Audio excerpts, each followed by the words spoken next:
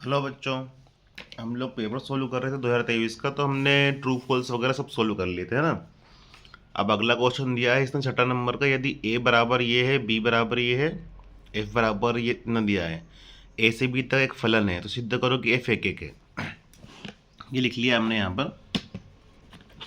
प्रश्न में बोला है ए बराबर 1 2 3 दिया है ना, बी बराबर आपको 4 5 6 7 और एफ एक फंक्शन इस प्रकार से दिया है। तो सिद्ध करना है कि ए से बी तक एक फलन है जो एक एक है। एक एक सिद्ध करना है। एक एक आज तक का एक वीडियो में बना चुका हूँ बेटा, तो आप उसको अपने चैनल पर देख लीजिएगा। इसको मैं सोल्व कर देता हूँ, देखिएगा इसको ध्यान से। बहुत इजी तरीका है एक एक सिद्ध करने का। दिया है सबसे पहले तो आपको एफ क्या दे के रखा है यहाँ पर, 1 4 2 5 3 6 ये दिया है। अब इसका मतलब क्या है, F1 बराबर 4, 1 की इमेज कहाँ बन रही है, 4 पर, है ना। F2 बराबर 5, 2 की इमेज 5 पर बन रही है। और F3 बराबर 6, ठीक है। वह A बराबर दिया है 1 2 3 और B बराबर कितना दिया है, 4 5 6 7। ये A को बना देता हूँ मैं। ये A हो गया मेरा 1 2 3। B, ये मेरा B हो गया। B है मेरे पास 4 5 6 7। ये फलन F है ना। अब देखिएगा इसको बेटा, 1 की इमेज कहाँ बन रही है, 4 पर। 1 की इमेज कहाँ आ रही है, 4 पर, ठीक है। 2 की इमेज कहाँ आ रही है, 5 पर। ये 2 की इमेज कहाँ आ रही है, 5 पर। ये हमारा प्रांत है, ये सह प्रांत है। उसके बाद 3 की इमेज कहाँ आ रही है, 6 पर। ये 3 की इमेज कहाँ आ रही है, 6 पर। आप देख सकते हैं प्रांत के सभी अवयव यूज हो गए हैं। प्रांत के सभी एलिमेंट यूज हो गए हैं और उनकी इमेज जो है सह प्रांत में अलग अलग बन रही है। ऐसा नहीं हो रहा है कि 1 की इमेज 4 पर बने और 2 की भी 4 पर बने। मतलब 1 के लिए एक एलिमेंट 4 मिल गया, 2 के लिए भी एक एलिमेंट 5 मिल गया, 3 के लिए भी एक एलिमेंट 6 मिल गया, है ना। मतलब जो प्रांत के सभी अवयव थे, यहाँ लिखेंगे हम लोग अगली स्टेप में, चूंकि प्रांत के सभी अवयवों के लिए एक अद्वितीय अवयव सह प्रांत में है। एक अद्वितीय अवयव सह प्रांत में है। देखो 1 के लिए 4 है, 2 के लिए 5 है, 3 के लिए 6 है। अद्वितीय मतलब उसके ऐसा कोई नहीं, मतलब सिंगल एलिमेंट। 1 के लिए 4 है, 2 के लिए 5 है, 3 के लिए 6 है। इसलिए F कैसा है आपका, एक एक ही है ना। एक एक ही प्रूफ हो गया। एक एक की परिभाषा ये होती है, प्रांत के सभी अवयव यूज होने चाहिए और जिनकी इमेज जो है सह प्रांत में यूनिक एलिमेंट पर होनी चाहिए। ये क्लियर हो गया। अब अगर आगे इसमें पूछता कि क्या यह आच्छादक है, तो बेटा ये आच्छादक नहीं होता। इसको हम आगे और सोल्व करें, अगर आपसे अगर पूछा कि है आच्छादक है, तो आच्छादक नहीं है। क्यों? क्योंकि देखो यहाँ तो आपका सवाल हो गया 2 नंबर का, है ना। लेकिन अगर आपसे आच्छादक के बारे में बोले, तो आच्छादक के लिए हम क्या लिखेंगे, देखो रेंज और कोडोमेन। अगर ये दोनों बराबर होते हैं, रेंज मतलब प्रांत, कोडोमेन मतलब सह प्रांत। यदि प्रांत और सह प्रांत बराबर हैं तो आच्छादक होता है। अब सह प्रांत में क्या एलिमेंट है, 4 5 6 7। सह प्रांत में 4 5 6 7 ये एलिमेंट है। और रेंज में क्या एलिमेंट आए, जिनकी इमेज बनती है वही रेंज कहलाता है ना। रेंज में 4 5 6 आया, केवल रेंज में 4 5 6 आया। तो यहाँ पर तो क्या है आपका, रेंज और कोडोमेन जो आपका प्रांत और सह प्रांत है, ये आपस में बराबर नहीं है। तो बराबर नहीं है तो ये आच्छादक ऑनटू नहीं है, ये आपका ऑनटू नहीं है। इसको ध्यान से देखिएगा, इसको मैं पोर्ट्रेट कर देता हूँ, आप रोक के इसका फ़ोटो लेके समझ सकते हैं, है ना बेटा। देखिएगा, इसका अथवा वाला क्वेश्चन है, ये क्वेश्चन 11th वालों के लिए भी यूज़फुल है, और जो अभी मैंने बताया था आपको, ये क्वेश्चन भी आपके 11th वालों के लिए यूज़फुल है। ये दोनों क्वेश्चन है ना, 11 12 दोनों में काम आएगा ये, एक एक ही वाला। और अभी अब मैं इसको यूज़ बता रहा हूँ। आपको समुच्चय दिया है 1 2 3 4 और आर आपको परिभाषित कर दिया है। आर परिभाषित करा है आपको 1 2 2 2 1 1 4 4 1 3 3 3 3 2। और आपसे पूछा है क्या यह समुच्चय स्वतुल्य संक्रामक सममित है क्या, चेक करते हैं। पहला स्वतुल्य, स्वतुल्य में देखो 1 1 हैगा, 3 3 ये भी है, 2 2 भी है, 4 4 भी है। हाँ, तो ये स्वतुल्य तो है ना। स्वतुल्य का वीडियो अलग से बना चुका हूँ बेटा मैं, रिलेशन वाला, उसको आप देख लीजिएगा। 1 1 2 2 3 3 4 4 है तो स्वतुल्य हो गया। दूसरा सम्मित, सम्मित में क्या होता है, यदि ए का संबंध बी से हो तो बी का संबंध ए से होना चाहिए। पहला ही एलिमेंट ले लेते हैं 1 2। आर में 1 2 है तो 2 1 भी होना चाहिए। देखते हैं क्या 1 2 तो है, 2 1 है क्या, 2 1 नहीं है, तो ये यहीं पर क्लियर होता है कि सम्मित तो ये नहीं है। तीसरा संक्रामक, संक्रामक में क्या होता है, यदि ए का संबंध बी से हो व बी का सी से हो तो ए का संबंध सी से होना चाहिए। देखो 1 का संबंध 2 से है और 2 का संबंध 1 से तो है नहीं, तो इससे कोई फर्क नहीं पड़ेगा इस एलिमेंट से। अगला है इसमें 2 का 2 से है, ये भी कोई फर्क नहीं पड़ रहा है हमको इसका। ये देखो 1 का संबंध 1 से है, इससे भी कोई इफेक्ट नहीं पड़ेगा हमको। 4 का, इसको 1 3 वाले से फर्क पड़ सकता है, 1 3 से भी फर्क नहीं पड़ने वाला, 3 3 से फर्क नहीं पड़ने वाला। 3 का संबंध 2 से है तो 2 का संबंध 3 से होना चाहिए संक्रामक के लिए, तो ये भी हमारे पास कोई फर्क नहीं पड़ने वाला इससे भी हमारा। तो ये संक्रामक तो है, क्योंकि मान लो अगर ये एलिमेंट ले लो आप 1 का संबंध 2 से है ना, और दूसरा एलिमेंट लिए 2 का संबंध 2 से है ना। ए का संबंध बी से और बी का सी से, तो ए का संबंध सी से होना चाहिए, 1 का संबंध 2 से होना चाहिए, तो 1 का संबंध 2 से तो ऑलरेडी इसमें है, कोई इफेक्ट नहीं पड़ेगा। तो संक्रामक ये आपका है, संक्रामक के लिए ऐसा उसने कुछ एलिमेंट दिया ही नहीं है, तो ये आपका सम्मित, स्वतुल्य और संक्रामक तो है बट सम्मित नहीं है, ये वाला सवाल। अगला क्वेश्चन है साइन इनवर्स माइनस एक्स बराबर माइनस साइन इनवर्स एक्स, और अथवा वाला है sine inverse x plus cos inverse x बराबर π/2। ये फॉर्मूला ही पूछ लिया यहाँ पर, तो हल करेंगे। ये आपका LHS है। मान लो साइन इनवर्स माइनस एक्स बराबर क्या मान लिया, थीटा, ठीक है, तो ये क्या हो जाएगा, माइनस एक्स बराबर साइन थीटा हो गया। अगले स्टेप में माइनस को इधर कर दो तो एक्स बराबर माइनस साइन थीटा, तो एक्स बराबर हमें पता है साइन माइनस थीटा बराबर क्या होता है, माइनस साइन थीटा, ठीक है। ये समीकरण 1 है बेटा। साइन इनवर्स माइनस एक्स को थीटा माना, तो अगले स्टेप में माइनस एक्स बराबर साइन थीटा, माइनस को हमने इधर कर दिया, माइनस साइन थीटा को साइन माइनस थीटा हम लोग लिख सकते हैं यहाँ से, माइनस साइन थीटा को माइनस साइन थीटा को साइन माइनस थीटा यहाँ से हम लोग लिख सकते हैं। अगले स्टेप में क्या हो जाएगा, ये आपका साइन इधर ले गए, फिर से साइन इनवर्स एक्स बराबर माइनस का थीटा हो गया, या माइनस साइन इनवर्स एक्स बराबर थीटा हो गया, या माइनस साइन इनवर्स एक्स, ये थीटा लिखा है, थीटा की वैल्यू समीकरण 1 से कितनी है, साइन इनवर्स माइनस एक्स। यही तो प्रूफ करना था हमें, कान को पकड़ घुमा दिया बस, और कुछ भी नहीं है इसमें सवाल में।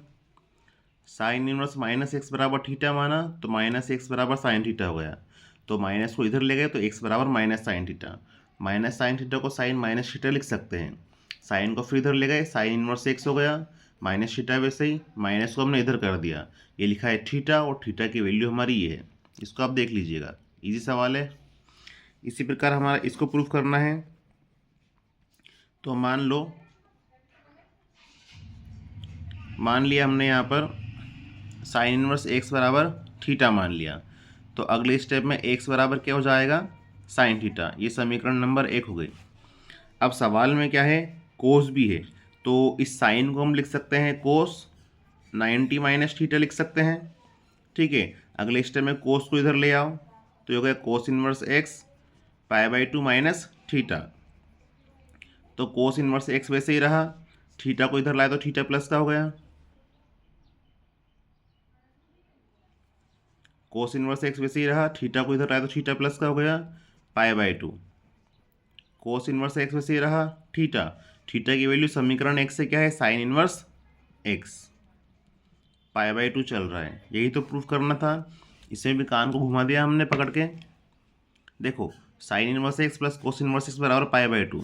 पिछले वीडियो में फॉर्मूला बताया था आपको, यही पूछ लिया। तो साइन इनवर्स एक्स को हमने थीटा के बराबर माना। अगले स्टेप में एक्स बराबर साइन थीटा हो गया। प्रश्न में कोस भी है, तो साइन थीटा को लिख दिया हमने कोस 90 माइनस थीटा।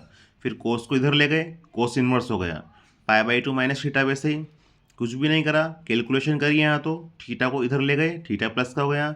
और थीटा बराबर कितना है हमारे पास, साइन इनवर्स एक्स। तो थीटा की value sine inverse x put कर दी। यही प्रूफ करना था। ठीक है, इजी है ये टॉपिक, 2 नंबर लायक सवाल है। अगला सवाल देखिए। अगला सवाल मैट्रिक्स का दे के रखा है, इसको सोल्व करेंगे हम लोग। आपको ए बराबर इतना दिया है, बी बराबर इतना दिया है, ए प्लस बी का डैश निकालना है। तो पहले ए प्लस बी निकालना पड़ेगा। ये लिखा हमने ए प्लस बी, है ना। अब ये है ए, तो ए की वैल्यू यहाँ रख देते हैं। ए बराबर कितना दिया आपको, -2 3 1 2। फिर प्लस लिखा है, प्लस लगाया। बी लिखा है, बी की वैल्यू यहाँ पुट कर देते हैं, -1 0 1 2। ध्यान से देखिए, ए प्लस बी का डैश निकालना है, पहले ए प्लस बी करेंगे। ए लिखा, ये बी लिखा, बीच में प्लस लगाया। संगत एलिमेंट यूज होंगे। संगत मतलब क्या, इस -2 के संगत -1 है, ये -2, ये लगाया प्लस, ये लिखा -1, ये लिखा 3, ये लगाया प्लस, इस 3 के संगत 0 है, इस 1 के संगत 1 है, इस 2 के संगत 2 है। इसको हल करा हमने, a प्लस बी, ये -2 -1 -3 हो गया, 3 + 0 3 हो गया, 1 1 2 हो गया, 2 2 4 हो गया। इसका डैश निकालना है, डैश में इसका परिवर्त करना है। परिवर्त में क्या होता है, जो ये रो होता है, ये आपका रो जो है कॉलम में बदल जाएगा। तो -3 3, ये गिरा हुआ है, खड़े में लिखना है और कुछ भी नहीं करना है। डैश मतलब ये 2 4 लिखा है, ये 2 4 हो गया। ये सिंपल सा इसका सॉल्यूशन हो गया। ठीक है, हमने ए प्लस बी को जोड़ा केवल, और यहाँ पर इसको रो को कॉलम में बदल दिया। ये इसके अथवा का सवाल है। अथवा का सवाल भी इजी है, ए भी निकालना है। देखो ए हमको कितना दे के रखा है, 1 2 3 तो रो दी है और 1 कॉलम दी है ना। और ये जो बी दिया है हमको, 1 तो रो दी है और 1 2 3 कॉलम दिए हैं। हमको निकालना है ए बी, है ना। समझिएगा बेटा, ये 1 -4 3, ये 3/1 का है, डॉट। बी कितना है, -1 2 1, ये 1/3 का है। तो गुणा करने के लिए सबसे पहले तो आपको देखना पड़ेगा कि पहले मैट्रिक्स का कॉलम दूसरे मैट्रिक्स के रो के बराबर है क्या, तो ही मल्टीप्लाई संभव होता है। अगर नहीं है तो वहाँ लिख के छोड़ दो कि चूंकि पहले मैट्रिक्स का कॉलम दूसरे मैट्रिक्स के रो के बराबर नहीं है, इसलिए इनका गुणनफल संभव नहीं है। पर यहाँ पर पहले मैट्रिक्स का कॉलम दूसरे मैट्रिक्स के रो के बराबर है, तो गुणा तो होगा। और जो उत्तर आएगा, उत्तर कितने बाय कितने मैट्रिक्स का आएगा, 3/3 का। तो इसको हम हल करते हैं। इस प्रकार के मल्टीप्लाई वो सरल होते हैं। 1 लिखा है, पहले 1 का गुणा तीनों में कर दो, -1 2 1, 1 का गुणा हो गया। अब -4 लिखा है, -4 गुणा -1 में करो 4, -4 का 2 में करो -8, -4 का 1 में करो -4। पहले 1 का गुणा तीनों में कर दिया, ये तीनों लिख दिए। -4 गुणा तीनों में कर दिया, ये तीनों लिख दिए। अब 3 का गुणा करो, -3, 2 में करेंगे 6, 1 में करेंगे 3। ये देखो 3/3 का मैट्रिक्स बन गया। तो इस प्रकार से इसका सॉल्यूशन मिलेगा हमें। एक और क्वेश्चन देखिए बेटा, नवा वाला। मोबाइल की बैटरी ऑफ हो रही है, फिर अगले वीडियो में बनाऊंगा ना। x के सापेक्ष x की पावर x का अवकलन ज्ञात करो। इसका अवकलन ज्ञात करना है। तो इसको y के बराबर मान लेते हैं। माना y बराबर x की पावर x। इस टाइप के सवालों में log ले लेते हैं हम लोग ताकि पावर आगे आ जाए। समीकरण एक नाम दो, दोनों पक्षों का log लेंगे तो ये होगा log y, ये होगा log x की पावर x। अब log y वैसे ही है, log का नियम अप्लाई होगा, x आगे आ गया log x। सवाल अब इजी पड़ जाएगा बेटा हमें। यहाँ से ये पहला फंक्शन, ये दूसरा फंक्शन, यहाँ पर लिखेंगे x के सापेक्ष अवकलन करने पर पहले log का अवकलन होगा। log का अवकलन 1 अपॉन होता है, तो log का अवकलन 1 अपॉन हो गया जो यहाँ पर रहता है। इस y का होगा, y का अवकलन होगा या dy अपॉन dx। यहाँ पहला और दूसरा बन गया। ये देखो पहला फलन दूसरे का अवकलन log x का होगा 1/x प्लस दूसरा फलन, ये दूसरा फलन लिख दिया, पहले का अवकलन x का अवकलन होगा 1, x से x cancel, dy upon dx। यहाँ कितना बचा 1 प्लस log x। अगले स्टेप में y को उधर ले जाओ, y उधर चला गया। अगले स्टेप में dy अपॉन dx तो वैसा ही है और 1 प्लस log x भी ऐसा ही है। ये क्या लिखा y, और y का मान क्या है x की पावर x, समीकरण 1 से। ये बहुत इजी सवाल है। देखो x की पावर x का अवकलन ज्ञात करना है, तो y बराबर कितना देकर रखा है आपको x की पावर x। तो हमने दोनों पक्षों का log लिया, क्योंकि अगर x की पावर x, y की पावर y, e की पावर log x, इस टाइप के सवाल आए तो अब log ले लेना, बहुत इजी पड़ेगा। log y हो गया, यहाँ पे log ले लिया, log के नियम के अनुसार पावर आगे आ जाती है। अब अवकलन करेंगे तो log का तो हो गया 1 अपॉन y और y का हो गया dy अपॉन dx।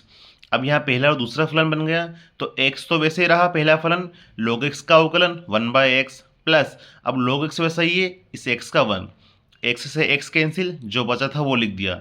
इस y को हम लोग इधर ले आए और y बराबर क्या है x की पावर x, समीकरण 1 से। ये आपका उत्तर है।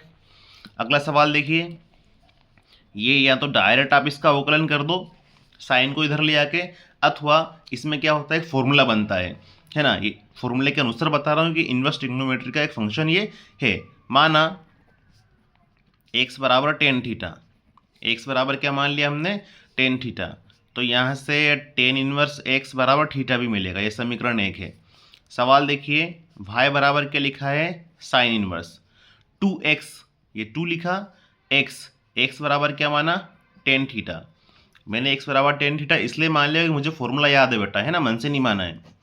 1 plus x square, 1 plus x square, x की वैल्यू हमने 10 मानी है। साइन इनवर्स एक्स की जगह लिख दिया मैंने टेन थीटा, एक्स की जगह मैंने लिख दिया टेन थीटा, तो क्या बन गया 2 tan theta 1 plus ten square theta. X बराबर टेन थीटा माना था मैंने, ये फॉर्मूला होता है साइन 2 थीटा का। साइन 2 थीटा बराबर होता है 2 tan theta 1 plus ten square theta, इसलिए मैंने x बराबर टेन थीटा माना था। आपको ध्यान रखना पड़ेगा, है ना, शॉर्ट पड़ेगा, वरना लॉन्ग के लिए तो फिर सोलो तो डायरेक्ट भी आएगा। साइन इनवर्स एक्स का फॉर्मूला लगा कर देंगे, साइन को इधर ले कर देंगे तो भी सोलो ही आएगा वो। ठीक है, तो इसको ध्यान दीजिएगा। अगले स्टेप में यहाँ से क्या बचेगा, केवल 2 थीटा बचेगा। तो अगले स्टेप में y बराबर 2 वैसे ही रहा, ये लिखा थीटा, और थीटा की वैल्यू कितना है टेन इनवर्स x। अब मैं करूँगा x के सापेक्ष अवकलन, तो y का तो हो गया dy अपॉन dx, ये 2 वैसा ही टेन इनवर्स का होता है 1 अपॉन 1 प्लस एक्स स्क्वायर।